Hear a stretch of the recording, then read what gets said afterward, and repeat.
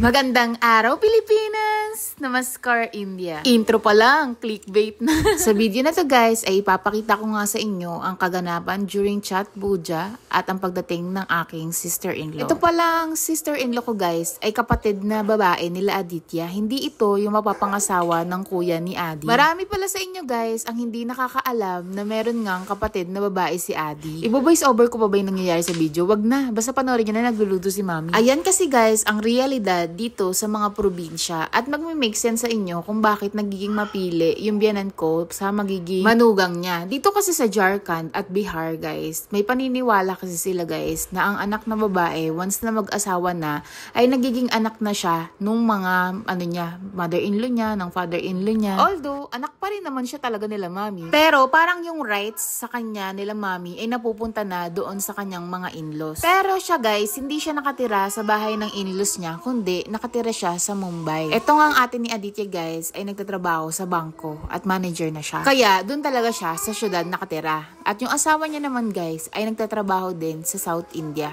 which is engineer. Yung asawa niya guys nagtatrabaho sa kumpanya kung saan yung mga gumawa ng tren sa Hong Kong, sa Japan, yung mga bullet train, yun doon siya engineer. So sa ngayon guys, parehas nga silang nagtatrabaho sa South India. So para makarating dito sa bahay namin ay nagbiyahe sila ng halos 2 araw via train. Pati yung asawa niya guys, kung uuwi sila sa bahay ng nanay ng asawa niya guys, ay ganun din. Halos 2 araw. Kaya pagka nagde-day off yan silang dalawa, ay namimili lang sila kung saan sila pupunta, kung dito sa amin or dun sa side niya. Pero kadalasan ay dun siya lagi sa side ng magulang ng lalaki kasi nga ganun yun.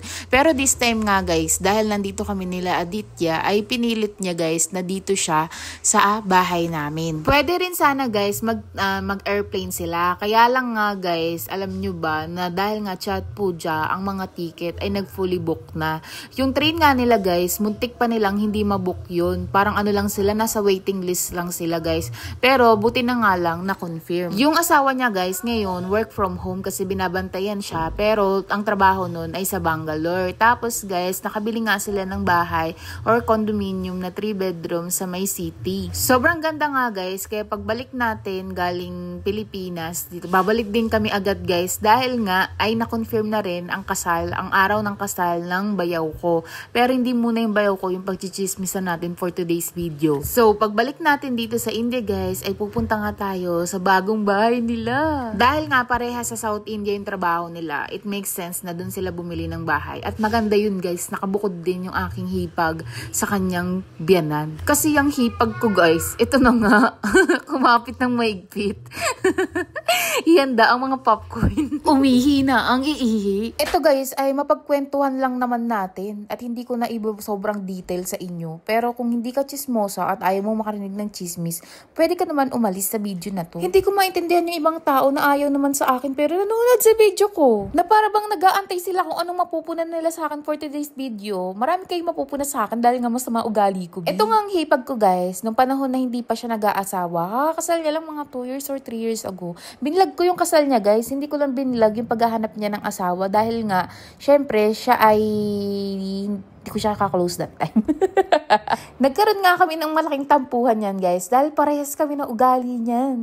Pero ngayon guys, okay na kami at sobrang naiintindihan ko na siya at siguro naiintindihan niya na rin ako at maiintindihan niya ako lalo ngayon. Dati kasi guys, nagugulat ako sa kultura nila. Alam niyo na to eh. Alam niyo na tong video. Kung nanonood ka sa dati kong vlog, alam niyo na kung bakit kami nagkakainisan yan. Dati kasi guys, ay hindi ako sanay sa pagiging prangka nila. Katulad niyo, nagugulat kayo sa pagiging prangka ng biyanan ko. Ako guys, dati, since ako yung nakatira sa kanila, nagagalit talaga ako sa pagiging prangka nila.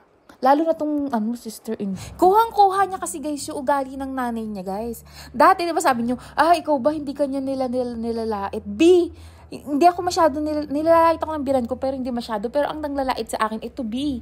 Dati sinasabi niya sa akin, ay di bagay sa'yo yan. Mukha ka mataba dyan. Ay mukhang maitim ka dyan. Wag mo suotin to, wag mo suotin yan. Wag mong gawin to, wag mong gawin yan. Ganun siya palagi B. Kasi dati wala pa siyang asawa. Tapos umuwi siya sa amin dati.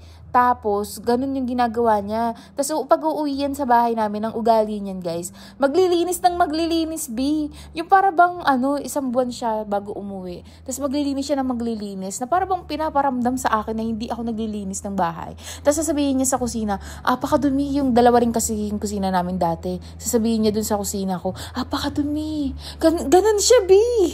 Sinong hindi maiinis? Tapos guys, papasok yan sa kusina. Kasi yan, ang baho! Ganun siya, B. Kasi nga, puro karne doon, diba? Siyempre, lahat ng karne doon niluluto. Pero para bang may naaamoy siya na hindi namin naaamoy ni Mami. Hindi rin kasi yan, guys, kumakain ng ng karne masyado. Siya talaga, vegetarian, healthy living yan siya. Kaya, tsaka maarte talaga, B. Alam ni Aditya yan. Pero, pares nga kaming maarte. Kaya kami nagkakainitan kasi pares kaming maarte. Tapos that time, bago pa lang kami mag-asawa ni Adi, guys, kami ay, wala pa kaming anak doon. Sasabihin, pag nag-aaway kami ni Adi, B, lagi siya nakikisali. Sila magdanay.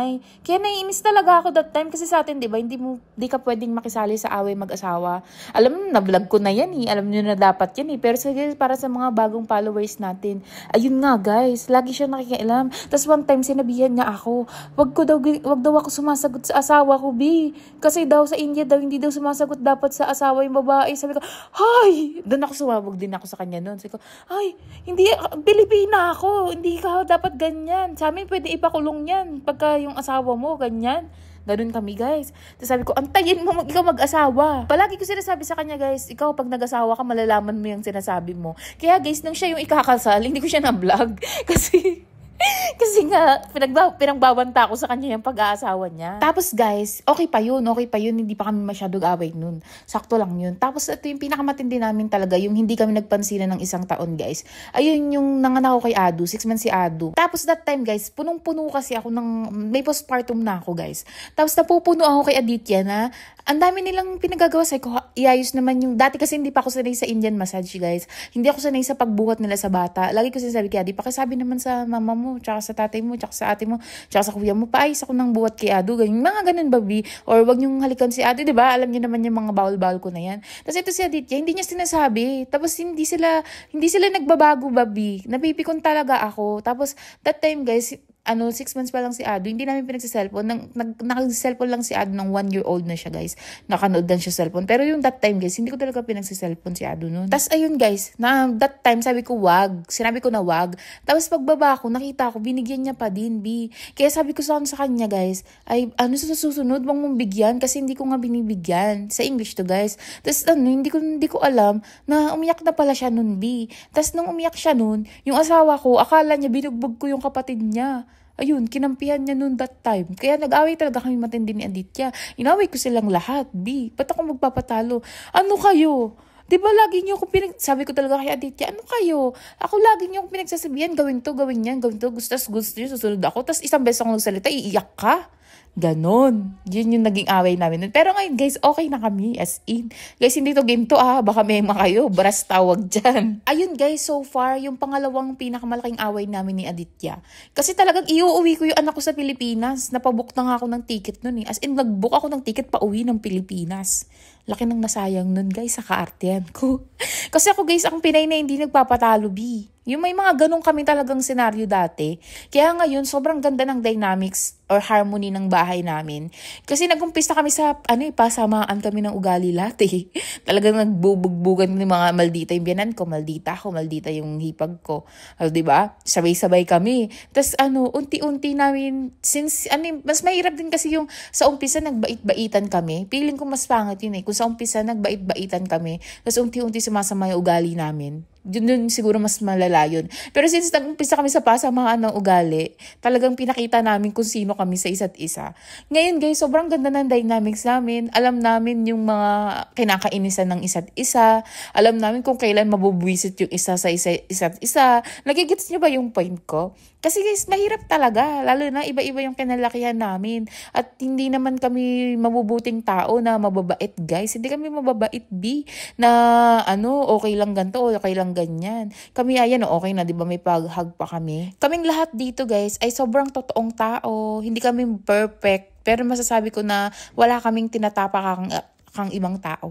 Tapos guys, gawa kayo kwento ha. Ito sasabihin ko sa inyo. Binuhat kasi si Api. Hindi ako galit na binuhat si Api. Ako yung nag-aalala sa kanya. Ako yung nag-aalala sa kanya dahil nga guys, binuhat niya si Afi. Mabigat si Afi. Pinatong niya sa tiyan niya. Hindi ko sinasabing buntis siya. Pero, nag-alala lang ako sa kanya. guys, hindi ko mababasa yan sa comment section ha. Wala akong sinabing buntis siya. Pero nag-alala ako sa kanya kasi binuhat niya si Afi mabigat. Kaya ganun yung mukha ko. Pero wala talaga ako sinasabi na buntis siya ngayon. Kaya huwag niyo akong ginagawa ng kwento dyan.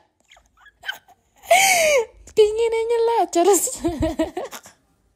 Tawang-tawa talaga ako sa comment section na parang bagang masyado nang masama yung ugali ko sa mga mata nyo. Kaya kahit nag-aalala ako, feeling nyo kasamaan yung nasa isip ko. Grabe kayo sa akin.